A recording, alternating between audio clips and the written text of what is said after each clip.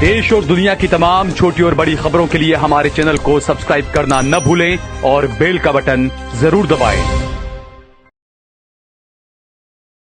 नमस्कार दोस्तों, स्वागत है आपका देश लाइव में और आपके साथ मैं हूँ आशिमा त्यागी। दोस्तों, कभी कभी न्याय व्यवस्था और सत्ता के फैसले ऐसे सवाल खड़े कर देते हैं जिनका जवाब सिर्फ कानून की किताबों में नहीं बल्कि समाज की संवेदनशीलता में ढूंढना पड़ता है, जिस पर चर्चा करना भी जरूरी हो जाता है। और आज एक ऐसा ही मुद्दा हम आपके बीच लेकर आए।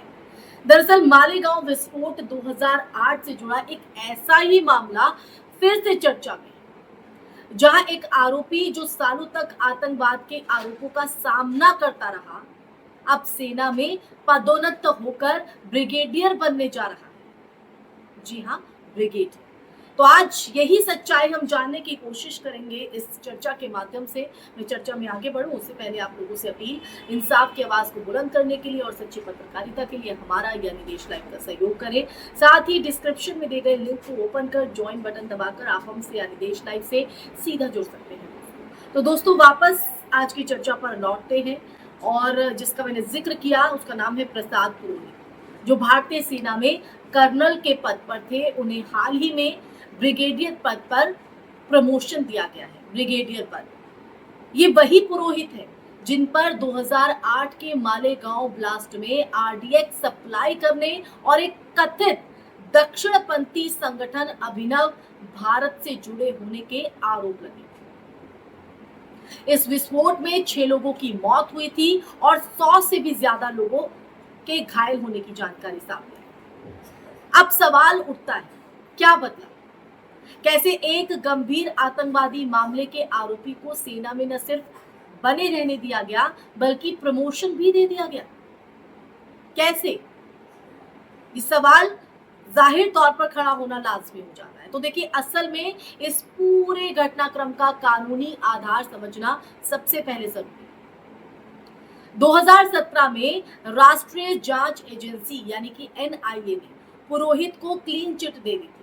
एनआईए ने कहा कि उनके खिलाफ पर्याप्त सबूत नहीं है और इसके बाद अदालत ने भी उन्हें जमानत दी। हालांकि अगर पूरा मामले को हम देखें तो पूरा जो मामला है वो पूरी तरह खत्म नहीं हुआ था। ट्रायल अभी भी जारी है, यानी वो पूरी तरह दोष मुक्त घोषित नहीं हुए, बल्कि कानूनी प्रक्रिया अभी भी अधूरी है।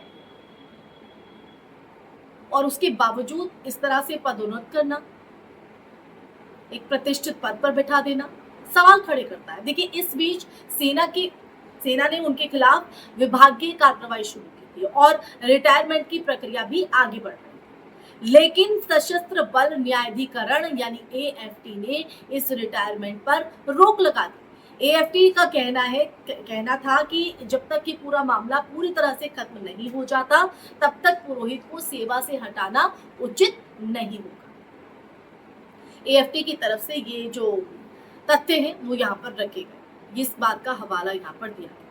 अब देखिए, यहीं से जो कहानी है वो एक नया मोड़ लेती है। एएफटी के इस फैसले के बाद पुरोहित को न सिर्फ सेवा में बनाए रखा गया दोस्तों, बल्कि अब उन्हें ब्रिगेडियर पद पर प्रमोट भी कर दिया गया।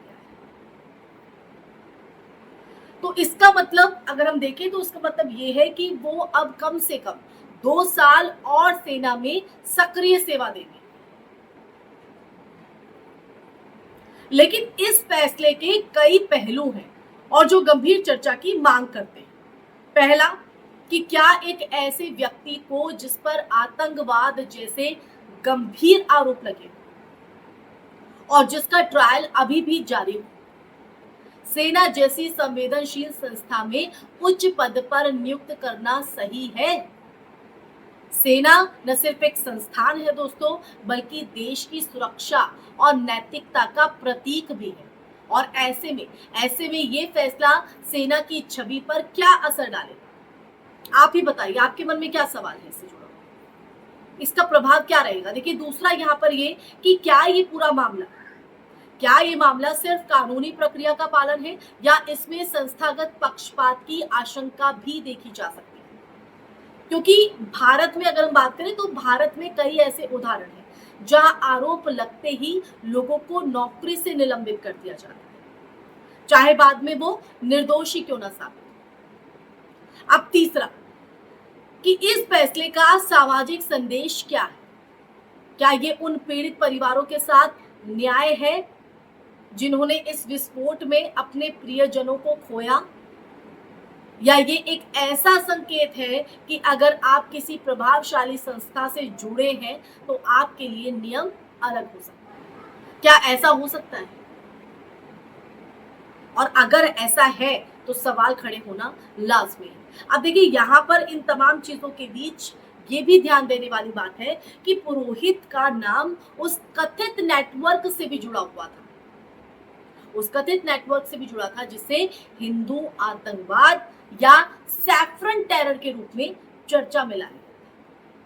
हालांकि अगर इस शब्द की बात करें तो ये शब्द खुद भी राजनीतिक और वैचारिक बहस का हिस्सा रहा है, लेकिन तथ्य साफ है। तथ्य ये है कि इस केस में भारत में आतंकवाद की परिभाषा और उसके राजनीतिक आयामों पर एक गहरी बहस छेड़ दी थी। तो आज जब पुरोहित को प्रमोशन मिला है, पदोन्नत किया गया है, तो ये सिर्फ एक व्यक्ति का मामला नहीं रह जाता है, ये एक सिस्टम की कार्यप्रणाली का आईना बन जाता है। क्योंकि एक तरफ कानून कहता है कि जब तक दोष साबित ना हो व्यक्ति निर्दोष है, और दूसरी तरफ नैतिकता और सार्वजनिक विश्वास का जो सवाल है वो खड़ा हो जाता है। और यही असली दुविधा है कि क्या हम सिर्फ कानूनी तकनीकीताओं के आधार पर फैसले लें या फिर उन फैसलों के सामाजिक और नैतिक प्रभावों को भी ध्यान दें। तो ये इसलिए बेहद महत्वपूर्ण हो जाता है दोस्तों। अब इसको किस तरह से जहन में रखा जाए ये हम पर डिपेंड करता है, हम पर निर्भर करता है, क्योंकि यही चीज जो है हमें सही दिशा मिल जाएगी। तो अगर हम इस पूरी कहानी की बात करें तो इस पूरी कहानी का निष्कर्ष शायद इतना सीधा नहीं है, लेकिन इतना जरूर है कि ये मामला हमें सोचने पर मजबूर करता है कि न्याय सिर्फ अदालतों में नहीं बल्कि समाज की चेतना में भी होना चाहिए, सोच में भी होना चाहिए। क्योंकि जब फैसले कानून के दायरे में सही होते हुए भी लोगों के मन में सवाल छोड़ जाए ना, तब समझ लेना चाहिए कि कहानी अभी खत्म नहीं हुई। तो इन्हीं पंक्तियों के साथ इस चर्चा में फिलहाल के लिए बस इतना ही दोस्तों। ये चर्चा आपको कैसी लगी, आप मेरी बात से कितना इत्तेफाक करते हैं, कमेंट सेक्शन में कमेंट करके दीजिएगा अपनी राय। इस वीडियो को ज्यादा से ज्यादा शेयर कीजिएगा, हमारे चैनल देश लाइव को सब्सक्राइब कीजिएगा। फिर हाजिर होंगे ऐसी चर्चा लेकर, तब तक के लिए आप अपना ख्याल रखिए। जय हिंद, जय भारत, नमस्कार।